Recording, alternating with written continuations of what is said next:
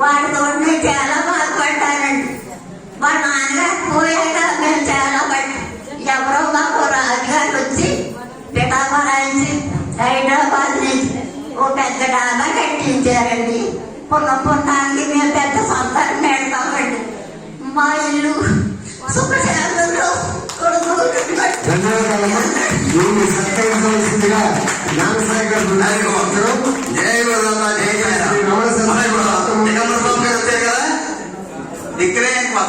దిగంబర స్వామి ఏమన్నా ఆయన 1979 సంవత్సరం గోదావరి పుష్కరాలయంలో జన్మించారు. ఆయన మన రావులపాలెం దగ్గర ర్యాలీ అంతా మహా పుణ్యక్షేత్రం.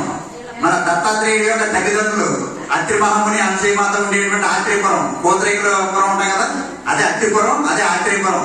కోతరేకులు తయారు చేసేటువంటి పురం ఆత్రేయపురం మండలంలో ర్యాలీ మహాపుణ్యక్షేత్రం జగన్మోహిని కేంద్ర స్వామి.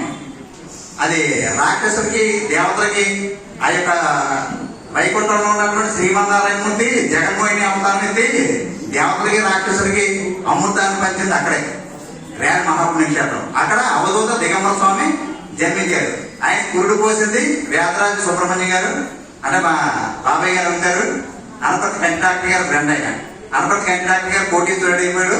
ఆయన ఎవరి దగ్గర రూపాయి తీసుకెళ్లేదు, అందరికి కూడా ఫ్రీ సర్టిఫికేట్ చేసి మరి. ఆయన వేదరాజు సుబ్రహ్మణ్యం గారు ఎంపీఎస్ డాక్టర్, గోల్డ్ మెడల్ ఆంధ్రాలో గోల్డ్ మెడల్ ఇచ్చారు. ఆయన ఫ్రీ సర్వీస్, ఆయన జీవితాంతం కూడా ఫ్రీ సర్వీస్. ఆయన కురుడు పోసింది మన దొరకాయ స్వామి వారికి. అంచేత రుణాంతంలో ఈనాడు పనులు ఈనాడు ఏమా అమ్మగారికి చిన్న సత్కారం నేను నారాయణ